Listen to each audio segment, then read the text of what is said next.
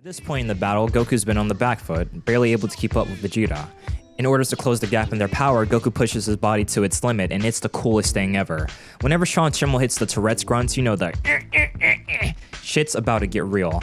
Goku winds up the most bisexual punch I've ever seen and then proceeds to knock the piss out of Vegeta. He then follows it by putting his size 13s into this man's thorax. If this sounds homoerotic, that's because it is.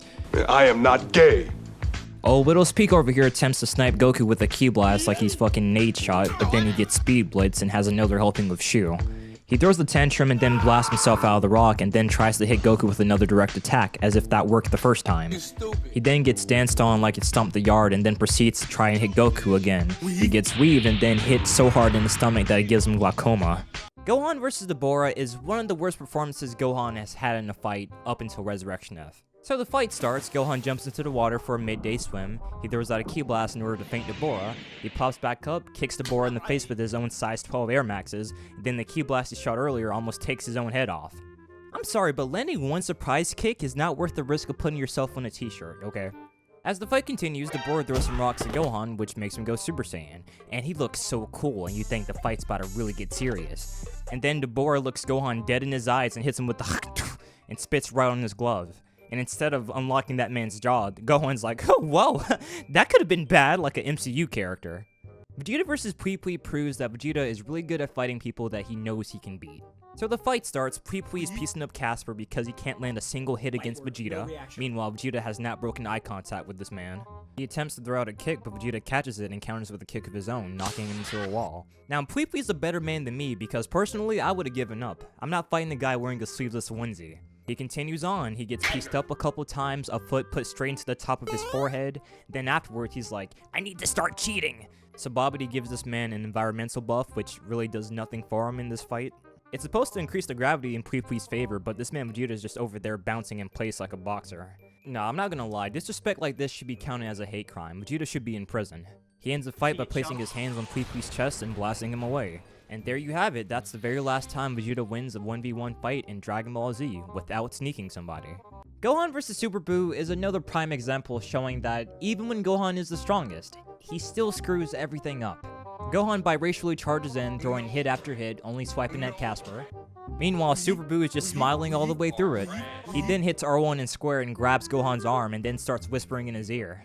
It's straight ear to lips and he's talking about, you need to keep an eye on your opponents. This man Gohan starts getting shivers down his spine and then tries to kick him, only for Buu to damn near take his head off. Nah, if you let another grown man caress your cheek with his fist, then he gotta die. Or either you gotta die. And for Gohan, that was very well gonna be the case up until Mr. Satan and Crypto the Super Dog come to the rescue. Nah, like, imagine how washed you gotta be for the Kais to consider putting Vegeta back into this. The guy that blew himself up, not killing Majin Buu. You know, I don't even blame Gohan for not training after this because at this point, I just quit.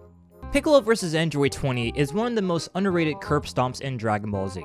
Their fight starts off, Android 20 goes in for an attack, Piccolo bajumps it, and counters with an elbow drop, embarrassing Dr. Gero.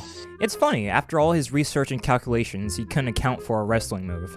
He flies in for an attack once again, it gets dodged easily, he gets kicked in the stomach and then chopped in the back of the neck. Not gonna lie, at this point I would much rather fight Vegeta because then he would just blow me up. Talk about having no mix, he keeps going in for the same exact thing just to get punished. I mean, he lost his whole arm just because he wanted to non-consensually grab people.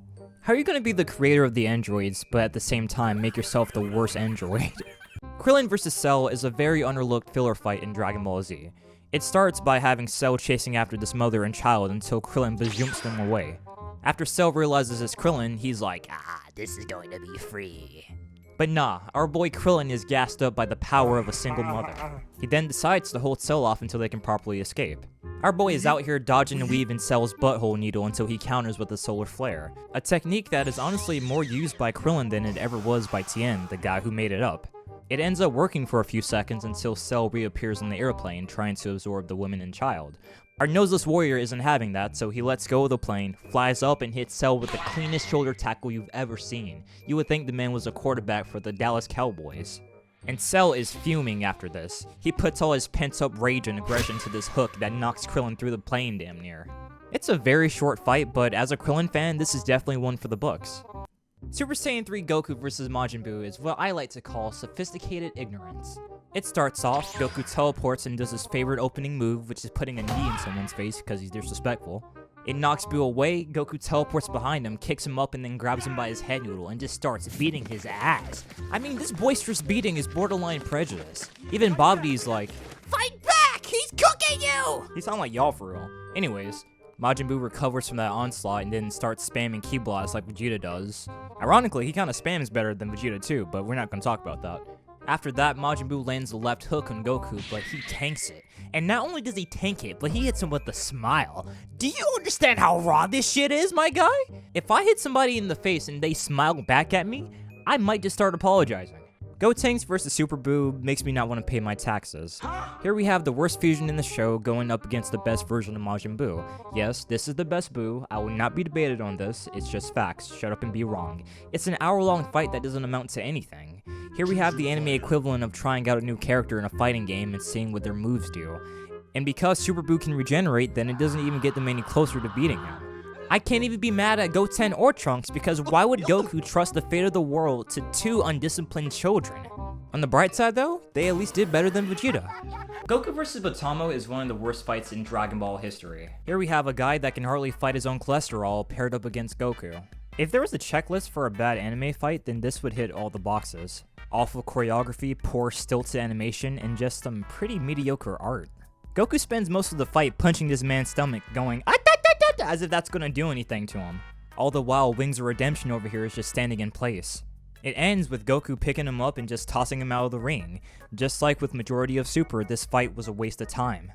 Early fights in Dragon Ball Z were just grimy. You can say what you want about Raditz as a character and how he's fucking weak or whatever, but when he was first introduced, dude was a menace.